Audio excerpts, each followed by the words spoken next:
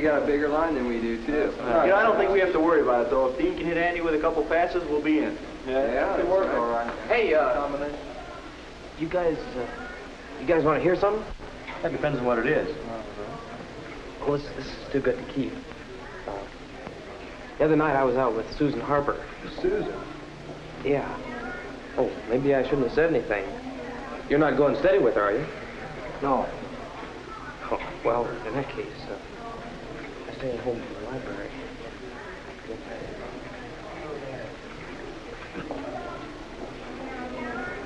Susan said that? Yeah, that's what she said. No kidding. No. Yeah. Hey, there's the bell. We better go. I got it. Stay easy, guys. See you back later. I think he's just bragging. I doubt if he even had a date with Susan. Mel's the kind of guy who'd say anything to get some attention. See you at practice.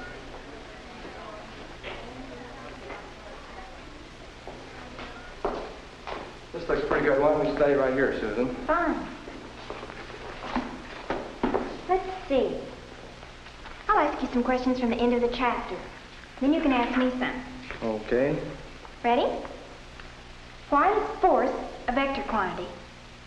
Because it has both magnitude and direction. That's right. Now, what instrument is normally used for measuring force? That's the next question, Dean. What instrument is normally used for measuring force? Susan, did you go out with Mel Stone? Why, no. Why? I just wondered. He gave me a ride home from the library the other night. That's all. I don't like him very much. He kept telling me about all the girls he'd been out with. Here, I think you better ask me the questions for a while. Okay.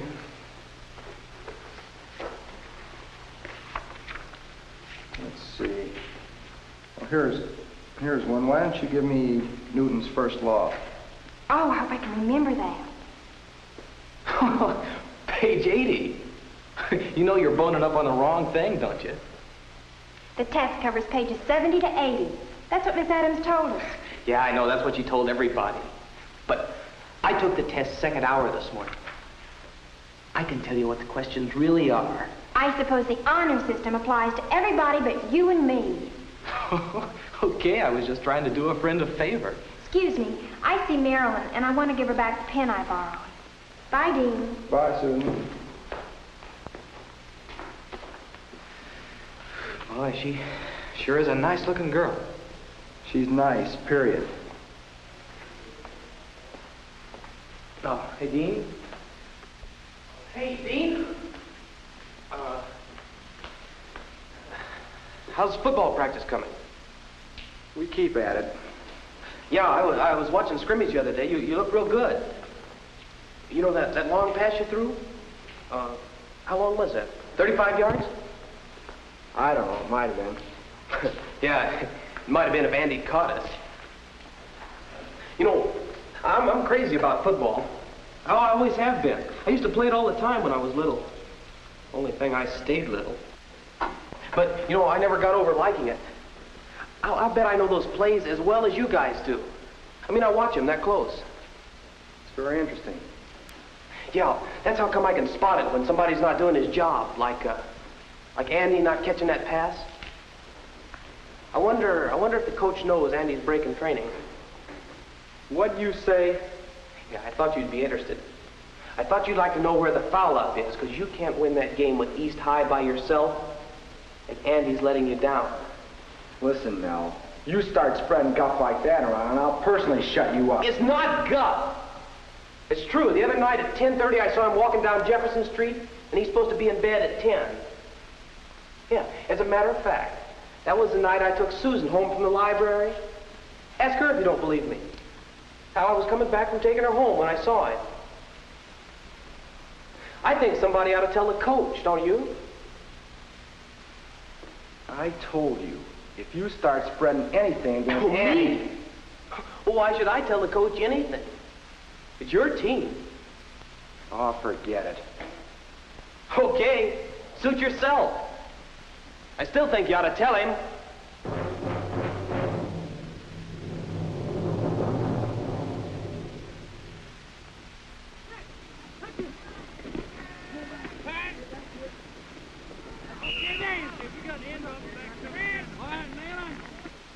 go, gang. Hut one. Hut two.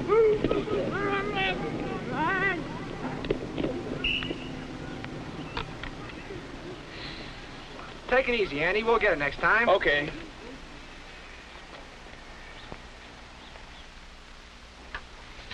Was that a rough one today, or was it a rough one? Well, I guess.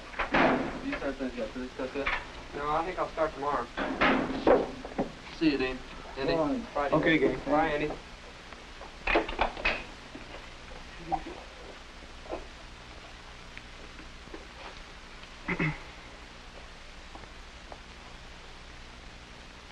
Say, Andy, Yeah? have you been staying up late at night or something? Who told you? Nobody has to tell me your timing's all off. You act like you're all tired out or something. I get plenty of sleep.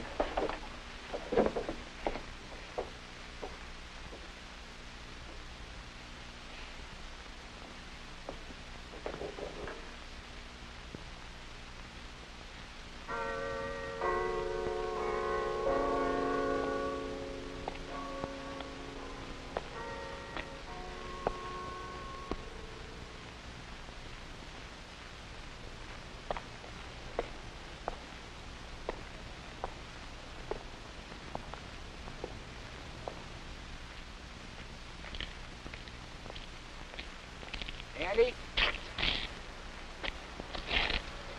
Look, Dean, I wasn't actually lying to you. I've got to do this. Believe me, I've got to. I don't get it. You know how important that game is, and you know what the training rules are. You bet I know how important that game is. And that's why I've been out walking late at night when nobody could see me. But I didn't lie. I get plenty of sleep. I take a nap every night, right after supper, before I start studying. I just go out for a walk just before I go to bed. But why? That bad knee. In the last game, I got it twisted. Just a little bit. But you know what the coach said. If it ever bothered me again, I was through. I just couldn't let him or anybody see me exercising it. I've had to do the work on my own. Andy, you might be hurting yourself. I think you better tell the team doctor. And get sidelined? No, sir. I know what I'm doing. Tomorrow's my last game, and I intend to play in it. The walking I've been doing's working. That knee's a lot better than it was 3 days ago. I still don't like it. I wish you'd tell the coach or the doctor. I'll be all right, Dean. Don't worry about me. You'd better worry about getting home and getting some sleep yourself. You didn't have a nap after supper.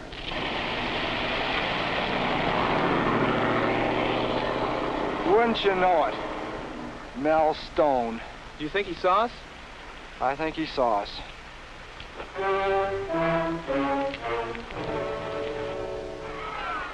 Third down on the 27-yard line.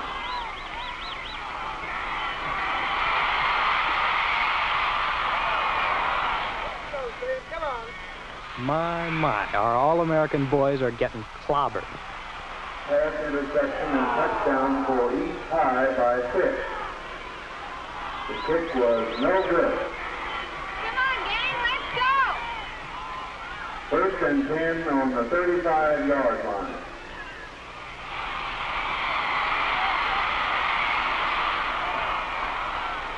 The ball carrier is Wilson, number 11. It's Andy. He's hurt. Get up, Andy! The injured player is Andy McGuire. Come on, gang. Get with it. Come on, you guys. Quit loafing. You're not hurt. Let's play ball. Is he hurt or just tired? I may have to ask that little question at the dance tonight.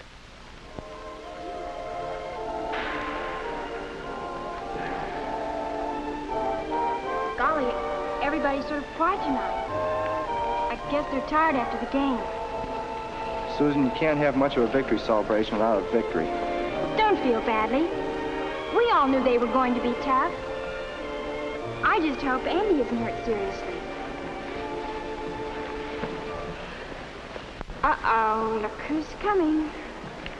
Oh, why so glum, football hero? You didn't actually expect to win against guys who stick to training, did you? Mel. That's right, Susan. You don't know about Dean and Andy, do you?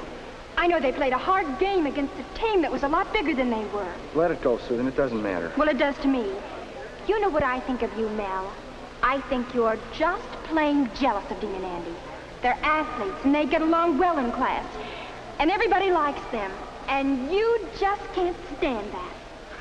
Boy, she's really sold on you, isn't she? I guess you didn't tell her where you were late last night. I guess she doesn't know why you played such a rotten game. Dean, what's he talking about? Why don't you get lost, Mel? What good is all this doing you anyway? Did you hear? The lady wants to know what I'm talking about. I don't want to hear it.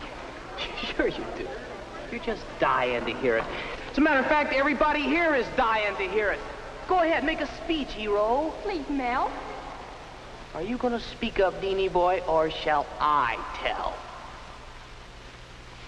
You're bothering us. Beat it.